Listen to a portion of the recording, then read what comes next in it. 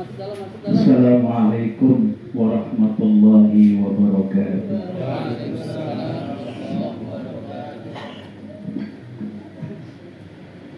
Alhamdulillah alladzi kataba alaina syiyam fi syahr Ramadan alladzina unzila fihi al-Qur'an hudan lin-nasi wa bayyinatin minal huda wal furqan. Asyhadu an la ilaha illallah wahdahu la syarika lah wa asyhadu anna sayyidana wa nabiyyana Muhammadan abduhu wa rasuluh. Allahumma shalli wa sallim ala hadzal nabiyyil karim sayyidina Muhammad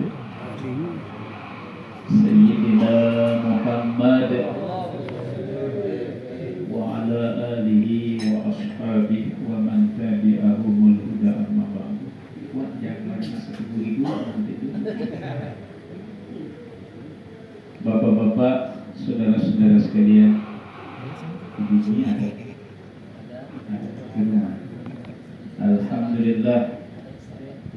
Alhamdulillah kita bersyukur kepada Allah Subhanahu wa taala atas rahmat, hidayahnya, petunjuknya dan pertolongannya. Insyaallah kita termasuk golongan hamba Allah yang dimenangkan oleh Allah Subhanahu wa taala. Mudah-mudahan kita berada dalam istiqamah dalam menjalankan qiyamul lail. Amin ya rabbal alamin. Memang tidak di mana-mana bapak-bapak, ibu-ibu, saudara-saudara sekalian, yang namanya malam Ramadan itu tidak saja di kota DKI Jakarta Raya. Saya malam Ramadan kedua ada di Riau, Pekanbaru. Ya, seperti ini. Alhamdulillah makin naik ke atas, jamaahnya makin maju ke depan. Padahal ini kita naik ke atas, malam-malam akhir Ramadan ini lebih sempurna. Ya, ada yang terbagi gara-gara ada 8, ada yang 20. Ntar witirnya di rumah. Kalau ke 10 witir, kalau kubur tidur.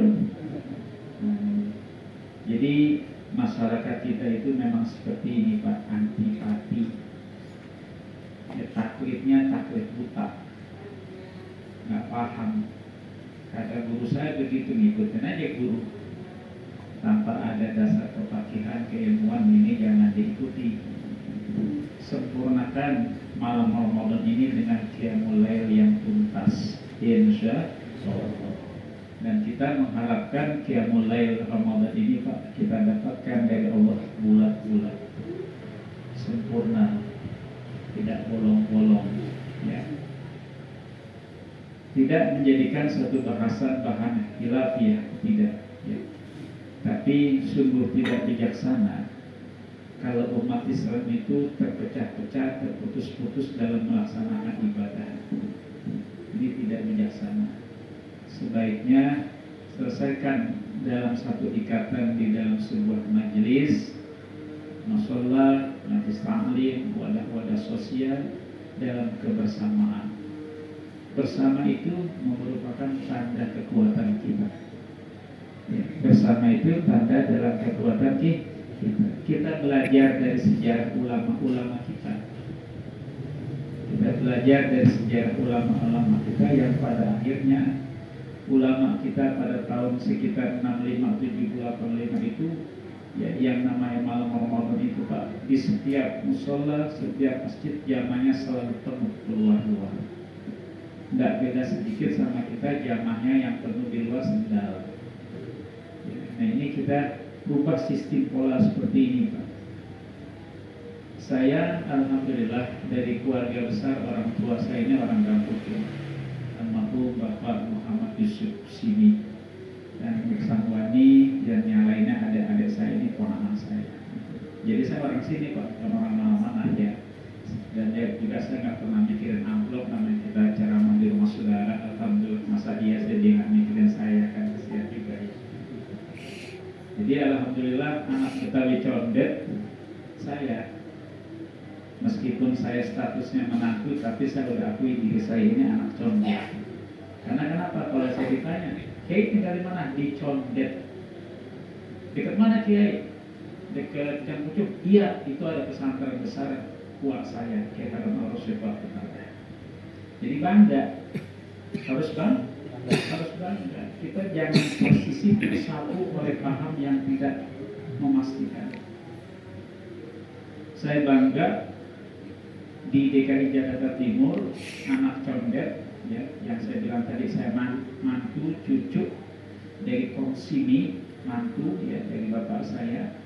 Sekarang menduduki jabatan sebagai Wakil Ketua Komisi Bidang Dakwah Majelis Ulama Indonesia Pusat.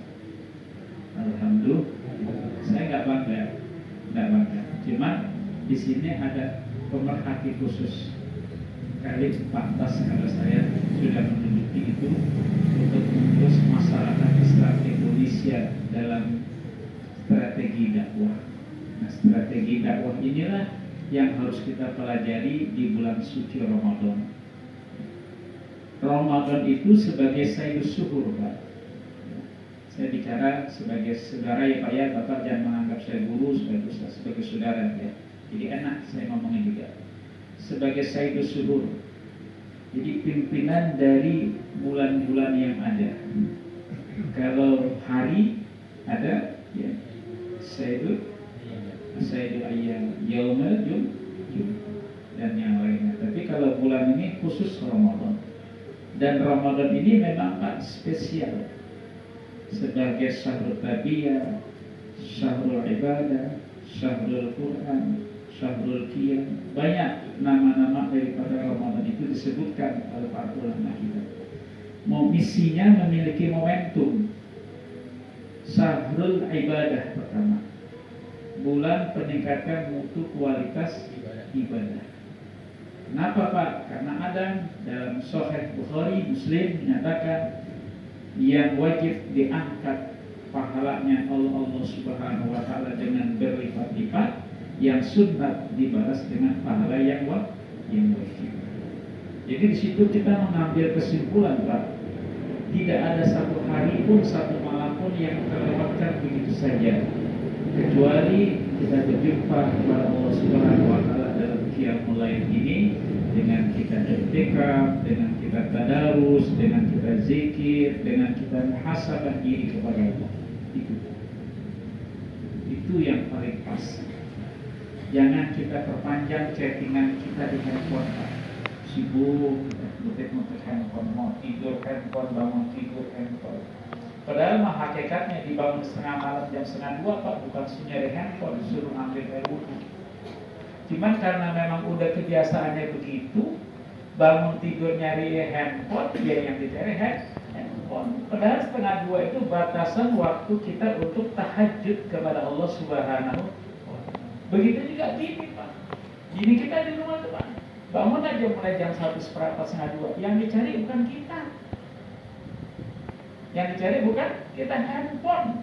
Sempet-sempetnya Ustaz tengah malam nyariin handphone, bangunin kita. Ya handphone saya tadi di mana kamu gunain, kagak berlihat juga enggak. Dia lupa. Saking repotnya selama handphone ditaruh di bawah tempat tidur Pak, takut kita buka, disimpan di bawah tempat di kolong di bawah bantal itu ya. Dia nyari sendiri kelimpungan, nggak tahunya di mau berangkat baru ketemu. Wah ya lupa saya naruh di bawah bantal. Nah itu dia. Jadi khilafnya manusia gampang saja Allah Subhanahu wa taala merubahnya. Tapi kalau bagi kondisi yang sudah mereka dimiliki dengan sifat istiqomah, istiqomah ini ketajaman hati kita kepada Allah. Ketajaman hati inilah Pak yang tidak bisa dijual belikan oleh urusan-urusan duniawi kita, oleh urusan-urusan kesibukan kita. Kalau yang namanya hidup Pak, sampai akhir kehidupan Pak, nggak pernah kita berhenti dari kesibukan. Satu selesai nimbul dua selesai nimbul tiga selesai nimbul 4, terus bergulir begitu. Tilkal ayyamu nudawiluha bainan nas, terus berputar.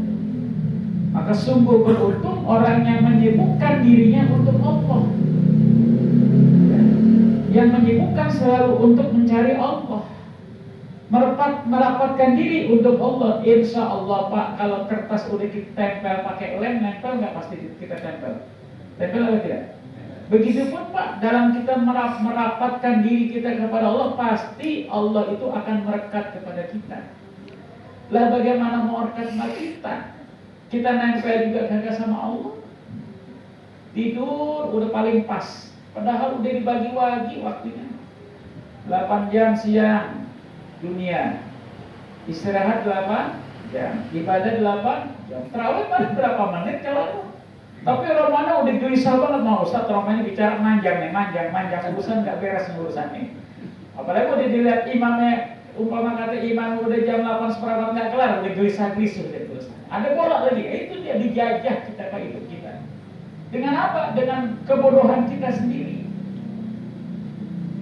Orang yang pintar, orang yang bijaksana itu yang selalu menempatkan kehidupan dalam kebaikan. Di mana saja. Kita ini sudah mencari bekal hidup. Sudah cukup belum? Bekal hidup kita? Sampai kapan kita bakal nyari bekal hidup ini? Hah? Wabtaghi fima atakallahu darul akhirah. Cari Pak urusan dunia boleh. Sampai nggak boleh? Apalagi anak Betawi punya kontrakan 5, 6, 7 sampai 10 boleh nggak? Boleh nggak? Punya bini 1, 2, 3, 4 boleh nggak?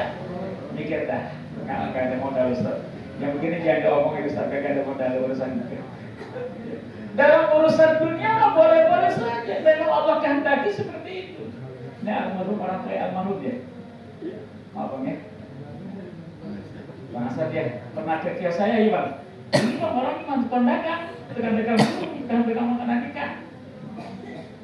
Jadi begitu urusan dunia cari.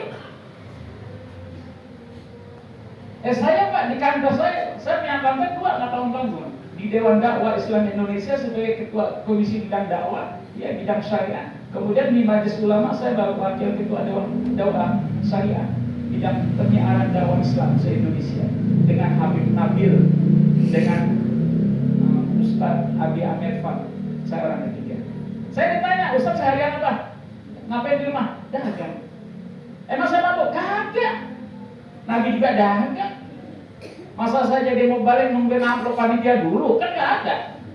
Repot kalau mesti mau balik mikir amplop mulu. Urusan amplop heran urusan Allah saja. Urusan dunia mah kita cari. Itu prinsip saya Bang. Ya, prinsip saya begitu.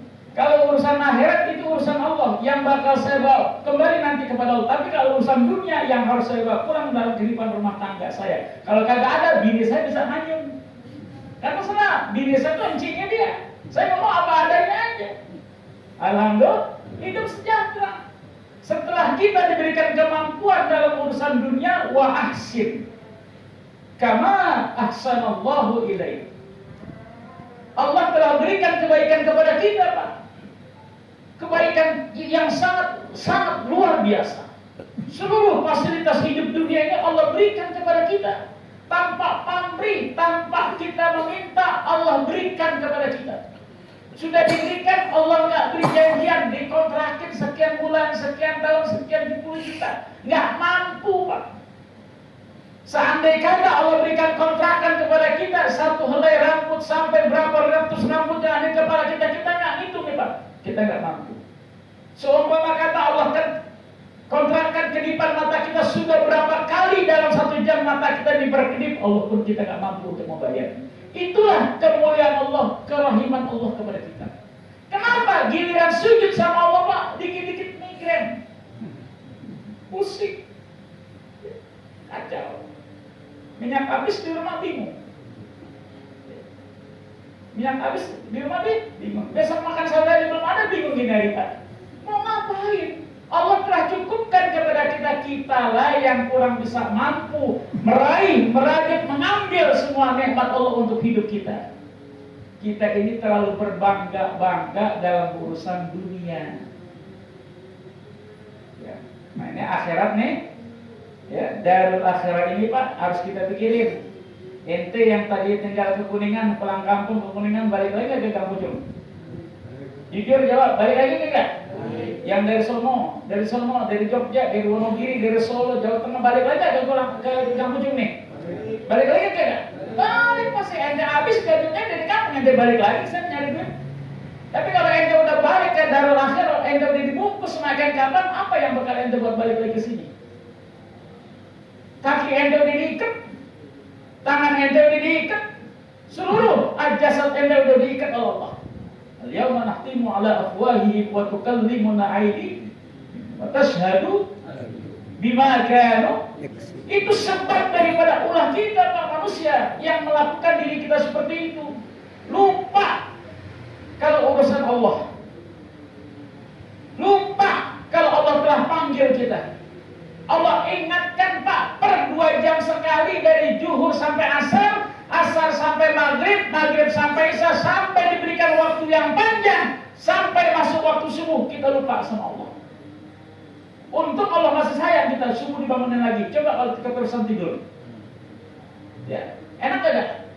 Ternyata dari asar sampai subuh Pak, ada maksiat di dalam kita belum sempat minta tolong. Maka dikutik oleh Allah dalam sepertiga malam, engkau ingat kepada aku kembali. Wa minal laili fatahajjat bihi nafilatan lak asa ayyab'asaka maqama mahmuda. Diingat, dikutik. Isyaratnya bagaimana Bapak? Isyaratnya ketika jam 1:01 sampai setengah 2 sampai jam 2 kita dibangunin sama Allah Pak, disuruh ke kamar mandi, disuruh ngambil air wudhu. Betul lagi Kak? Betul lagi Kak? Iya. Suruh ngambil air. Kenyataannya bagaimana Pak? Setelah masuk ke kamar mandi kita tidur lagi sampai waktu subuh. Bisa kelambatan, bisa kesiangan, bisa kagak, bisa lewat. Subuh kita. Lemahnya kita, zalimnya kita. Ramadan sebagai sahur tarbiyah, pendidikan. Kita bilang nih Pak, diri kita latih nih dengan ketajaman hati ini. Kita asah Pak iman kita ini dengan ibadah asyam. Puasa ini yang kita lakukan tidak sekedar tidak makan dan tidak, tapi kita mengasah nilai-nilai rohani kita, ruhiyah kita ini. Ketajaman mata kita untuk zikir kepada Allah. Ketajaman lidah kita untuk berzikir kepada Allah. Ketajaman mata hati kita untuk mendengar asma Allah. Ketajaman hati kita untuk mengingat kepada Allah Subhanahu wa taala. Kalau seandainya semua itu telah dimatikan oleh Allah, mata kita tidak bisa lagi memandang, telinga kita sudah tidak lagi bisa mendengar, tangan kita sudah tidak lagi mencengkam, hati kita tidak lagi bisa berperan. Mati kita Pak.